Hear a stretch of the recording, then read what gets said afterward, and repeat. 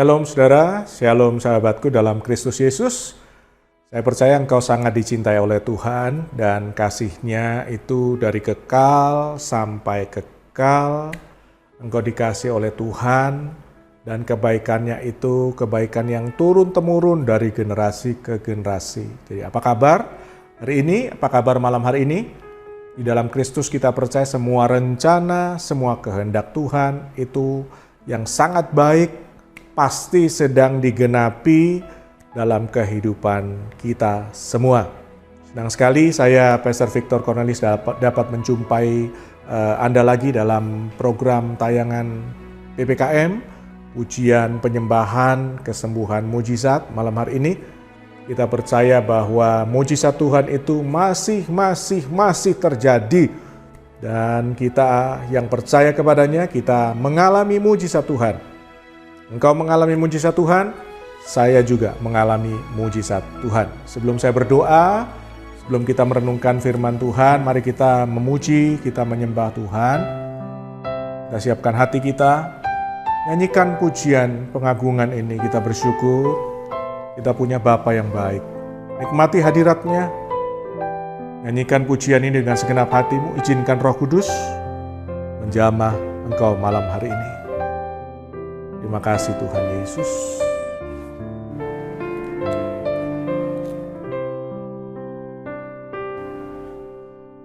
Kasih yang sempurna telah ku terima darimu, bukan karena kebaikanku, hanya oleh kasih karunia-Mu. Kau pulihkan aku, layakkanku untuk dapat memanggil-Mu Bapa. Kau beri yang ku pinta, saat ku mencari, ku mendapatkan, ku ketuk pintu-Mu dan Kau bukakan. Sebab Kau Bapa-Ku, Bapa yang kekal. Takkan Kau biarkan aku melangkah hanya sendirian. Kau selalu ada bagiku. Sebab Kau Bapa-Ku, Bapa yang kekal. Lagi dari awal katakan kasih-nya Tuhan.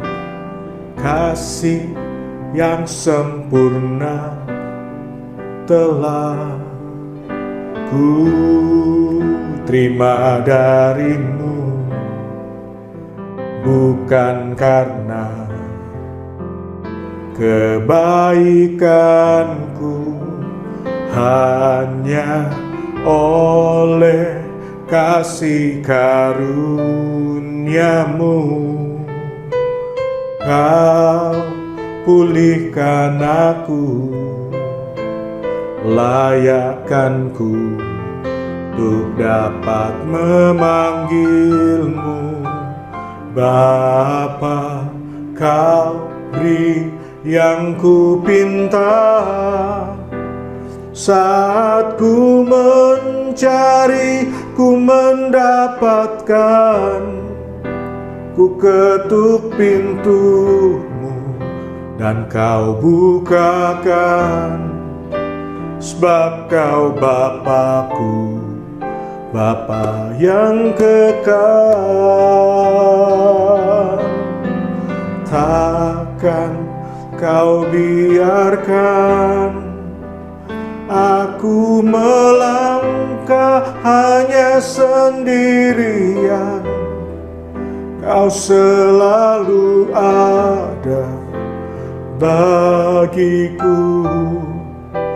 sebab Kau Bapa-Ku, Bapa yang kekal. Takkan Kau biarkan aku melangkah hanya sendiri. Kau selalu ada bagiku, sebab Kau Bapa-Ku, Bapa yang kekal. Takkan Kau biarkan aku melangkah hanya sendirian. Kau selalu ada bagiku, sebab Kau Bapa-Ku, Bapa yang kekal. Kau selalu ada bagiku, Kau selalu ada bagiku, Kau selalu ada bagiku, sebab Kau Bapa-Ku, Bapa yang kekal. Mari sembah Dia,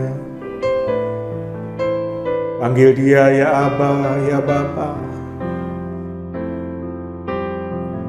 Kau mengasihi kami, Kau mengasihi kami, ya Aba. Kasih-Mu melingkupi hidup kami, ya Aba, ya Bapa. Kau selalu ada, Kau selalu ada. Terima kasih ya Aba, terima kasih ya Bapa. Terima kasih Tuhan. Kau beri yang ku pinta, saat ku mencari, ku mendapatkan.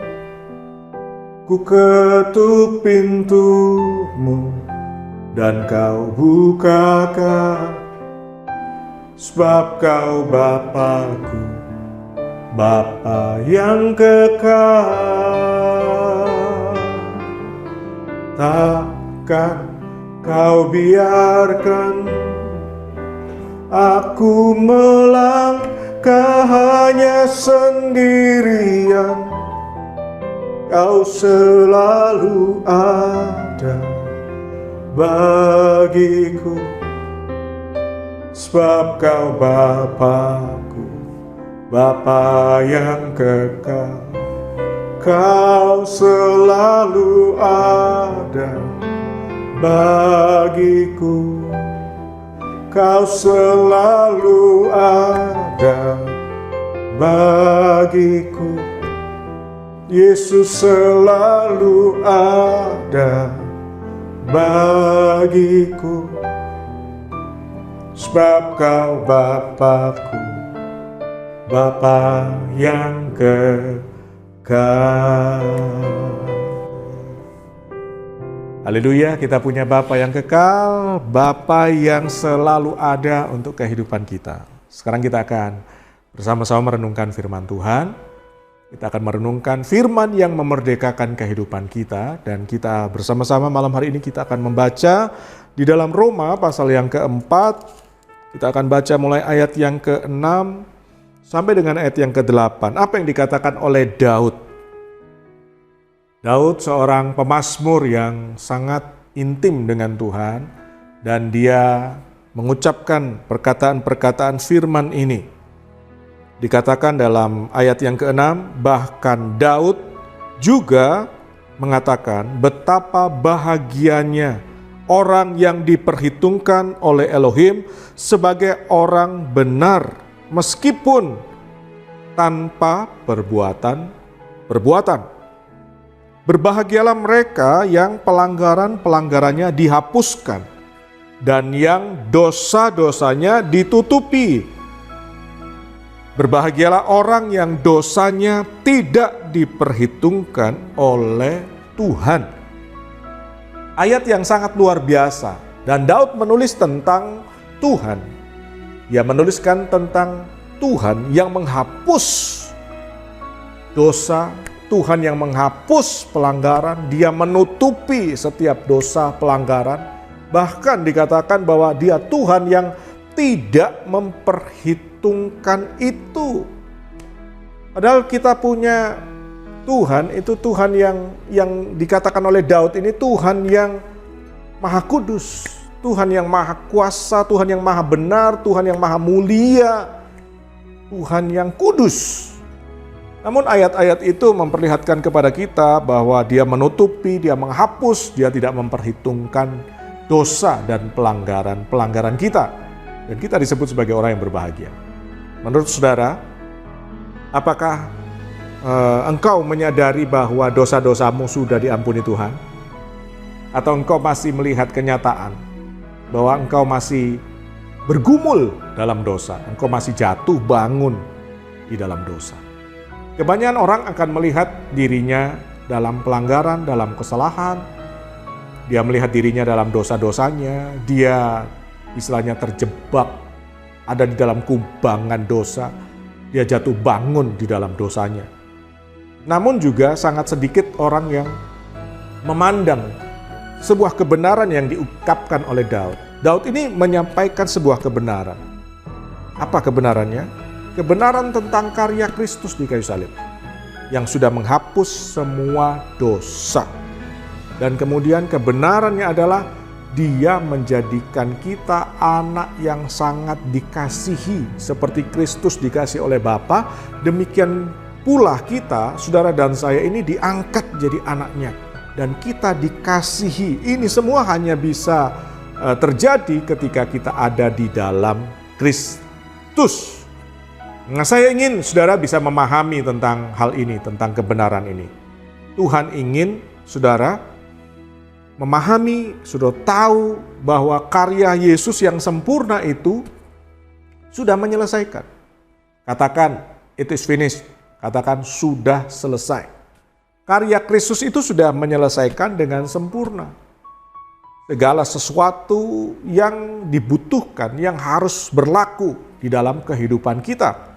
Termasuk dosa-dosa, pelanggaran-pelanggaran kita yang menghambat karya, yang menghambat perkenanan Tuhan, yang menghambat kehendak Tuhan, yang menghambat rencana-rencana Tuhan. Hal yang berkaitan dengan dosa dan pelanggaran itu sudah diselesaikan oleh Yesus.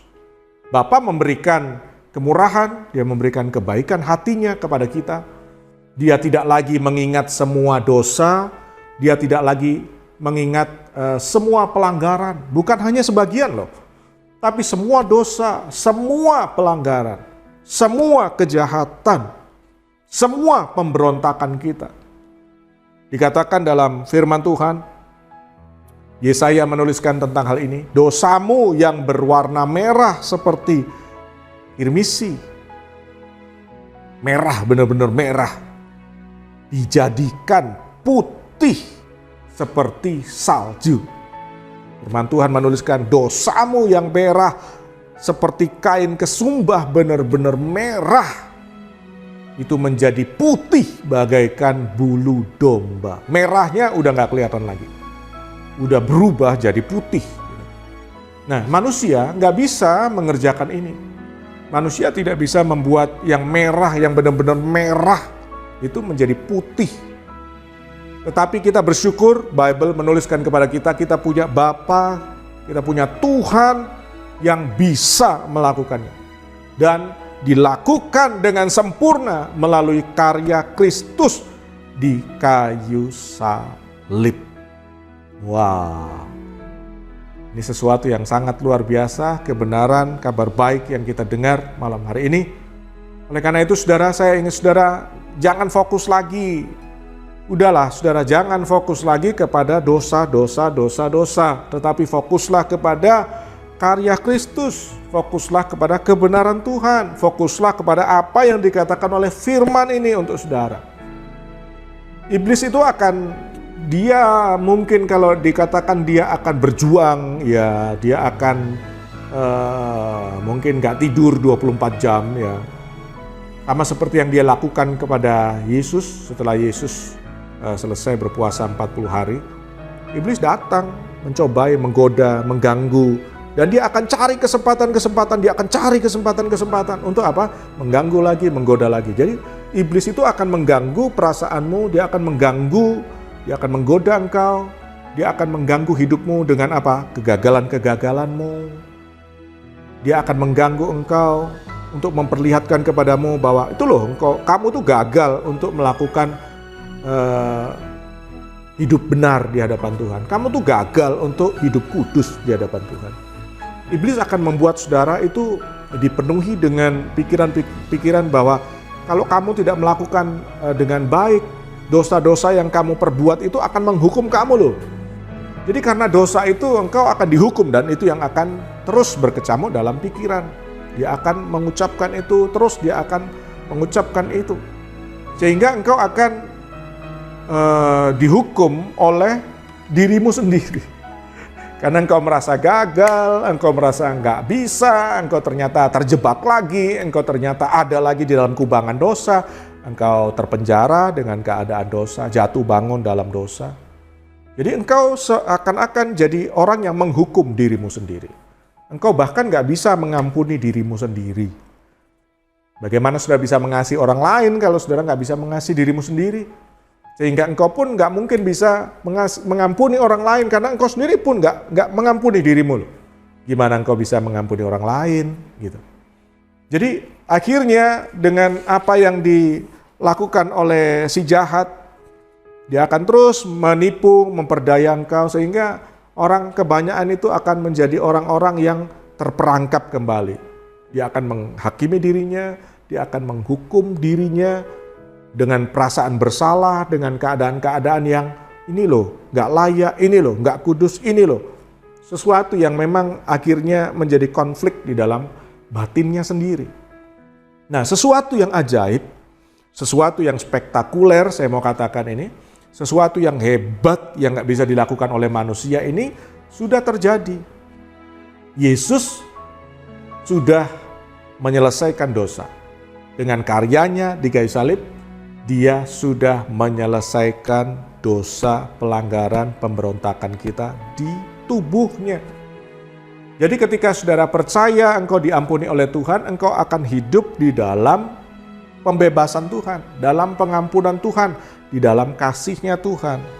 Jadi peganglah ini, peganglah apa yang dikatakan oleh firman Tuhan, peganglah kebenaran ini, peganglah apa yang engkau dengar dari apa yang ditulis oleh firman Tuhan, seperti yang dikatakan oleh Daud. Orang yang berbahagia, orang yang pelanggarannya dihapus, orang yang berbahagia, orang yang dosanya ditutupi. Jadi peganglah ini, bersyukurlah bahwa kita adalah salah satu dari orang yang berbahagia. Berbahagia karena apa? Karena dosa itu yang tidak lagi diperhitungkan oleh Tuhan. Ya, kita menjadi orang yang berbahagia di dunia, di bumi ini. Karena dosa-dosa kita sudah diampuni, kita menjadi orang yang tidak tertekan lagi, tidak stres lagi, kita tidak tertuduh oleh perasaan-perasaan kita. Kita menjadi salah satu orang yang berbahagia, yang diberkati. Seperti apa yang dikatakan oleh Daud. Ya memang dosa itu akan mengejar, menghancurkan, membunuh, sampai membinasakan. Makanya dikatakan dosa itu, upah dosa itu maut, kematian. Bukan hanya kematian secara tubuh, tapi kematian kekal. Oleh karena itu percayalah bahwa engkau punya jaminan pengampunan dari Bapakmu yang baik. Dia tidak akan menghukum engkau lagi, karena semua dosamu sudah diselesaikan melalui karya Yesus di kayu salib. Semua penyakit, semua yang namanya kebencian, kemarahan, kekurangan, kegagalan, pemberontakan, apapun yang buruk sudah ditanggung oleh Yesus di kayu salib. Semua penghukuman karena pelanggaran dan dosa yang dilakukan oleh manusia Ya, kegagalan kita untuk melakukan hukum Taurat pun sudah ditanggung, sudah dibayar lunas oleh Yesus di kayu salib dengan karyanya yang ajaib. Wow. Saya ingin saudara untuk mengandalkan Tuhan, andalkan karya Yesus. Itu sudah selesai dan Yesus berkata, "It is finished." Sudah selesai dilakukan. Untuk penyelamatan hidupmu, Dia sudah menyelamatkan engkau dari neraka, Dia sudah menyelamatkan engkau dari yang namanya kebinasaan, Dia sudah menjadikanmu warga surga, Dia sudah mengadopsi, mengangkat engkau menjadi anak kesayangannya. Dan bukan hanya urusan vertikal saja yang Dia kerjakan dengan sempurna, tapi untuk urusan yang horizontal. Dia menyembuhkan, Dia menolong, Dia memulihkan, Dia membuat mujizat, Dia memberkati kehidupanmu selama engkau hidup di bumi. Itu pun juga sudah dikerjakan Tuhan dengan sangat-sangat sempurna dalam kehidupanmu. Jadi percayalah, Dia Tuhan yang sudah menyembuhkan engkau. Firman Tuhan berkata, ketika Tuhan itu berfirman, Dia mengucapkan firman-Nya, bukan hanya Dia mengucapkan firman itu. Jadi banyak orang kehilangan kesempatan ini. Apa yang terjadi? Banyak orang itu di gereja ketika puji-pujian, praise and worship, memuji, menyembah, wah exciting sekali, semangatnya sekali, wah berapi-api dengan musiknya, kemudian sepertinya merasakan hadirat Tuhan. Tapi kemudian ketika firman Tuhan disampaikan, mereka asik dengan handphonenya, dengan gadgetnya, mereka mulai buka Instagram, mereka buka WA-nya, mereka buka sosial media, berita-berita yang ingin mereka ketahui. Padahal kebenaran firman Tuhan ini dikatakan untuk saudara ya, bahwa ketika Tuhan mengucapkan firman-Nya, Tuhan bukan hanya mengucapkan firman itu, tetapi firman Tuhan berkata, engkau juga disembuhkan. Jadi waktu Tuhan mengucapkan firman-Nya, Dia sekaligus juga menyembuhkan. Kadang-kadang kan kita nggak ngerti kan, kita nggak sadar toh, Tuhan bukan cuma berfirman. Oleh karena itu iblis berusaha untuk mengalihkan, jemaat dialihkan pikirannya, asik dengan sesuatu yang lain, tidak asik dengan Yesus, tidak asik dengan firman, asik untuk buka yang lain, dengarkan berita-berita yang lain. Padahal ketika Tuhan berfirman, Tuhan sedang menyembuhkan dia. Oleh karena itu ketika saudara dengar firman, pagi hari, siang hari, malam hari ini, seperti ini, saudara mendengar firman, saudara dengar kabar baik, Tuhan menyembuhkan saudara. Dan Tuhan melepaskan saudara dari lubang kebinasaan. Tuhan bukan hanya berfirman, tapi Tuhan menyembuhkan dan Tuhan melepaskan. Dengar ini baik, saudara. Tuhan memberikan kabar baik untuk engkau dengar malam hari ini. Tuhan mau engkau mendengar kabar baik dari Tuhan. Dia menyembuhkan penyakitmu. Dia berfirman kepadamu. Yang membebaskan engkau dari lubang kebinasaan. Kalau saudara setuju itu katakan amin. Dia Bapa yang sangat baik, Dia Bapa yang mengampuni kita, Dia Bapa yang menyembuhkan kita, dan itu sesuatu yang luar biasa. Itulah luar biasanya Tuhan bagi kita. Coba saudara ingat kembali cerita tentang anak yang terhilang. Lukas pasal yang ke-15 ayat 11 sampai ayat yang ke-24 sudah bisa baca nanti di waktu selanjutnya sudah bisa baca itu sendiri. Bukalah Bible-mu, bacalah kisah ini. Dikisahkan bahwa bapak itu ketika anaknya pulang ya, bapak itu tidak menanyakan tentang kerugian-kerugian harta warisan yang habis, harta warisan yang sudah diberikan kepada anak ini, harta yang hilang. Bapak itu tidak mengucapkan sepatah kata pun loh tentang kehilangan, tentang kerugian, tentang kegagalan, tentang kesalahan, tentang dosa-dosa yang dilakukan anaknya itu. Bapak itu nggak ngomong tentang itu. Ketika anaknya pulang ke rumah, bapak itu lihat dari kejauhan. Kemudian dia berlari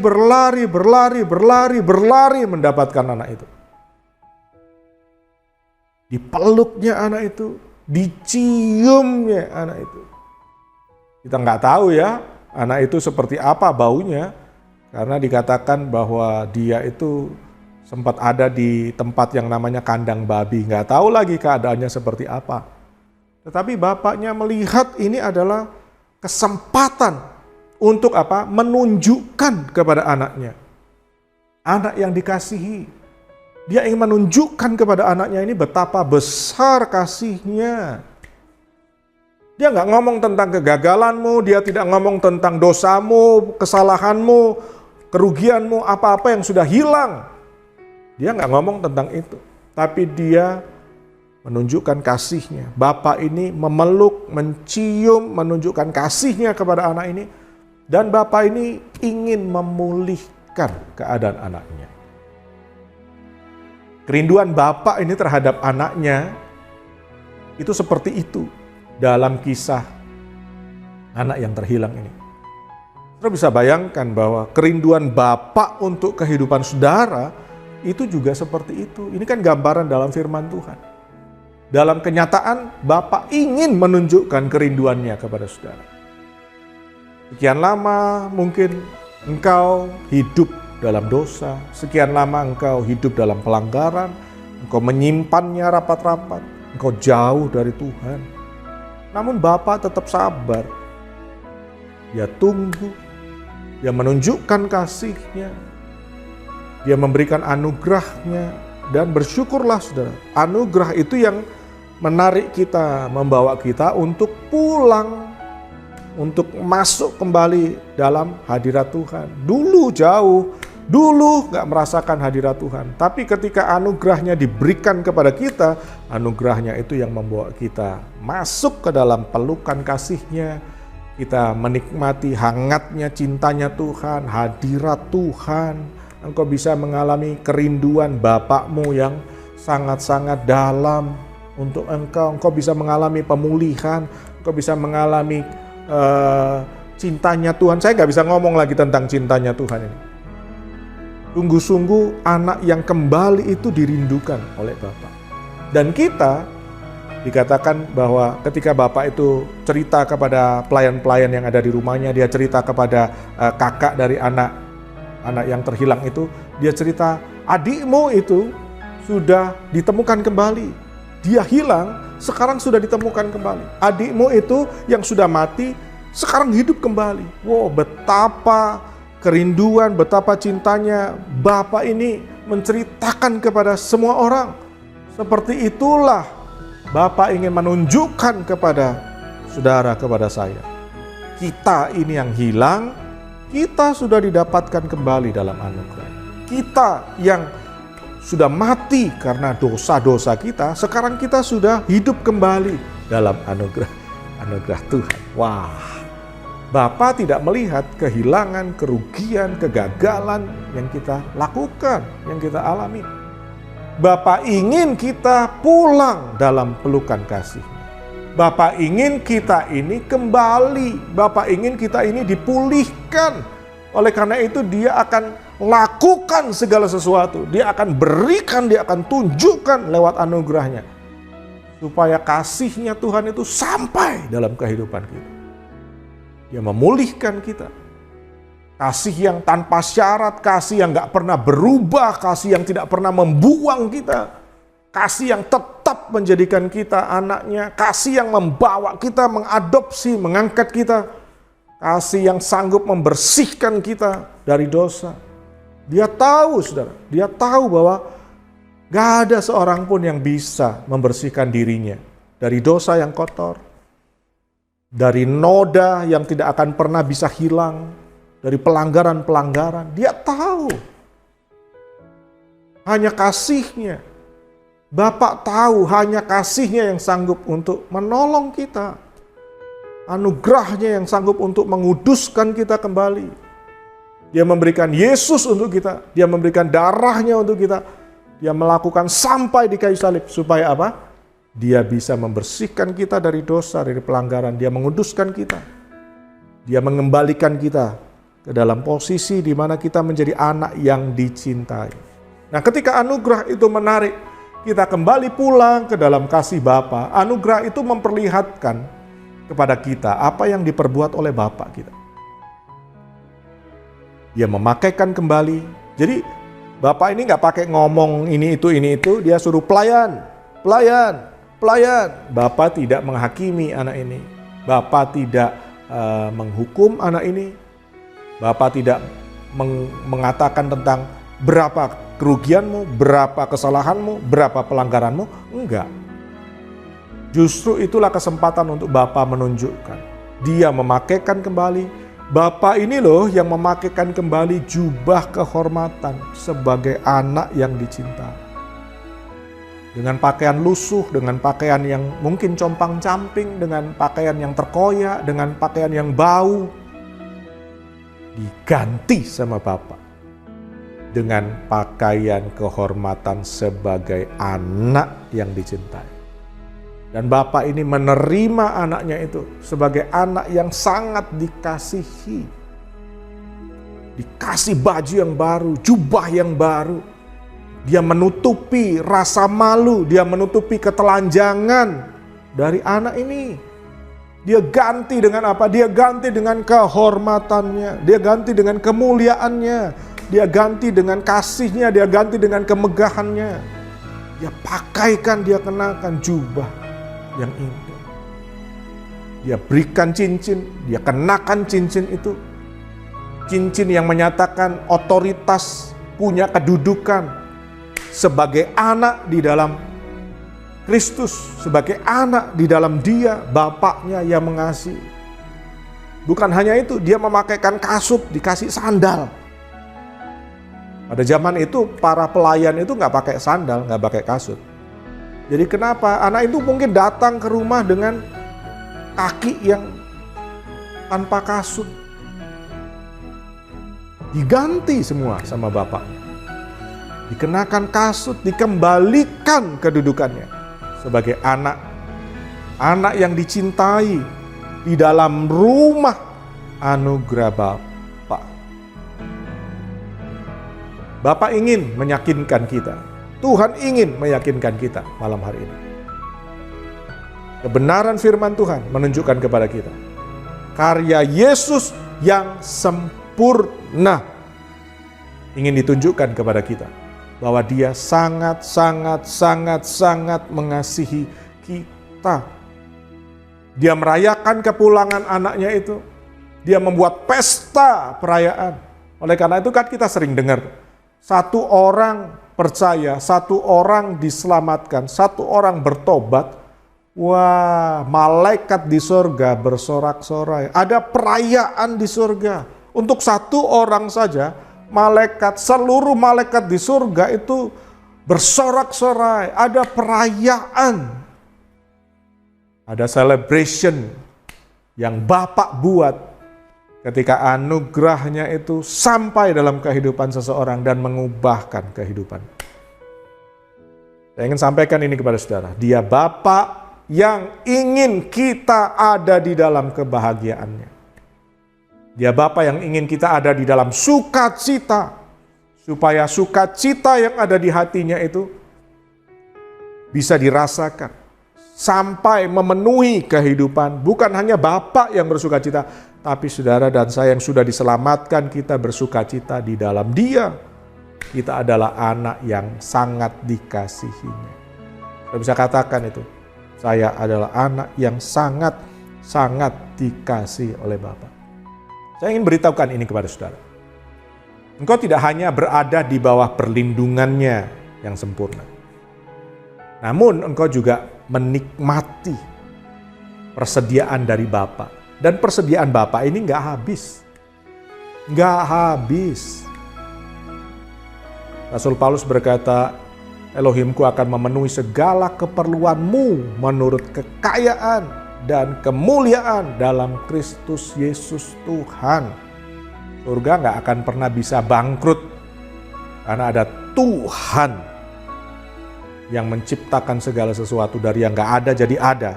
Tuhan yang bertahta di surga dan Tuhan yang menyiapkan persediaan-persediaannya untuk kehidupan kita. Dan persediaan Tuhan itu nggak akan habis. Makanya Daud berkata begini, Yahweh adalah gembalaku, Tuhan adalah gembalaku, tak akan kekurangan aku. Tuhan adalah gembalaku. Aku tidak perlu apa-apa lagi. Jadi sudah bisa lihat, dia melakukan untuk kita. Kenapa dia melakukan, dia suka melakukan, dia senang melakukannya? Karena kasihnya yang begitu besar untuk kita. Dia berfirman, dia menyembuhkan, dia berfirman, dia memulihkan, dia berfirman, dia menyelamatkan, dia berfirman, dia merestorasi. Dan semua yang dilakukan Tuhan adalah sempurna, karena kehendaknya sempurna, rencananya sempurna. Dahsyat.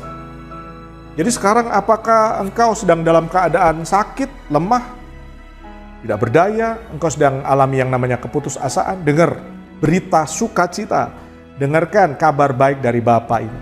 Dengarkan apa yang dikatakan seperti yang Daud katakan tadi, berbahagialah. Dengarkan kabar baik ini, dia berfirman, dia menyembuhkan, jadilah sembuh saat ini. Jadilah sembuh malam hari ini. Di dalam nama Tuhan Yesus, dia sanggup untuk memberikan kepadamu apa yang menjadi kebutuhanmu. Bahkan melampaui apa yang engkau pikirkan, melampaui apa yang engkau minta, melampaui apa yang engkau doakan. Terimalah kebaikan-kebaikan Tuhan malam hari. Dalam Kristus Yesus Tuhan. Dalam Yesus Kristus Tuhan.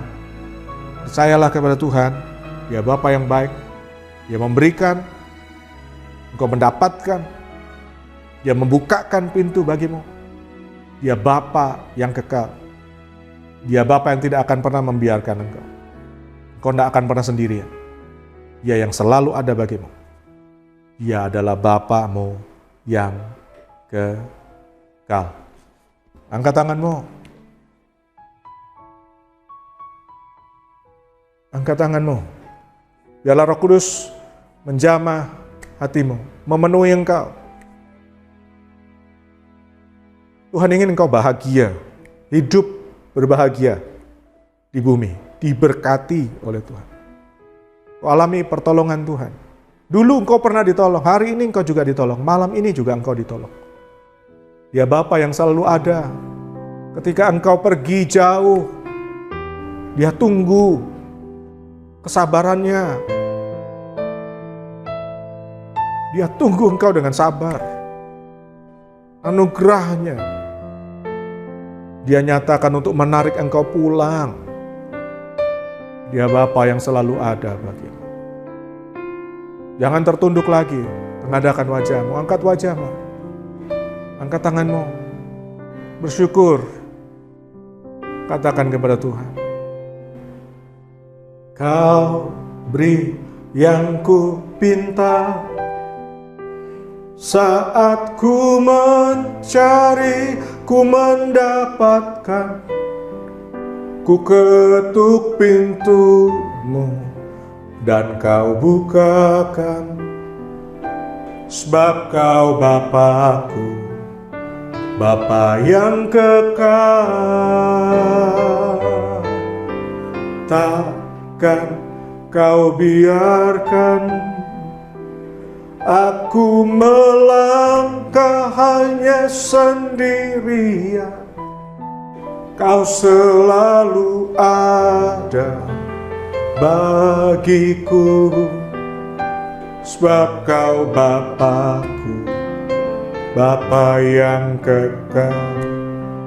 Kau selalu ada bagiku, kau selalu ada bagiku, kau selalu ada bagiku, sebab kau Bapa-Ku, Bapa yang kekal.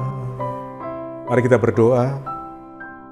Roh Kudus tolong kami, kuasa firman-Mu yang sudah kami dengar malam hari ini, sanggup menyelamatkan kami, sanggup menyembuhkan kami, sanggup memulihkan kami. Dan Engkau yang membebaskan kami dari lubang kebinasaan. Kami percaya di dalam Engkau kami hidup. Kami percaya di dalam Engkau kami tahu bahwa kasih-Mu sudah menyelamatkan kami. Kami bersyukur buat karya Yesus di kayu salib. Kami sudah diampuni. Kami sudah disembuhkan. Kami sudah dibenarkan. Kami sudah diberkati, kami sudah dipulihkan, kami sudah ditolong. Kami punya Bapa yang baik yang mengasihi kami dengan kasih yang kekal, dengan kasih yang sempurna, dengan kasih yang tanpa syarat. Kasih-Mu gak pernah membuang kami Tuhan. Bahkan anugerah-Mu yang menarik kami. Sehingga kami kembali lagi ke dalam rumah anugerah-Mu. Kami dicintai, kami dicium, kami dipeluk. Kasih-Mu yang memulihkan, kasih-Mu yang mengubahkan kehidupan kami. Terima kasih Bapa, terima kasih Tuhan.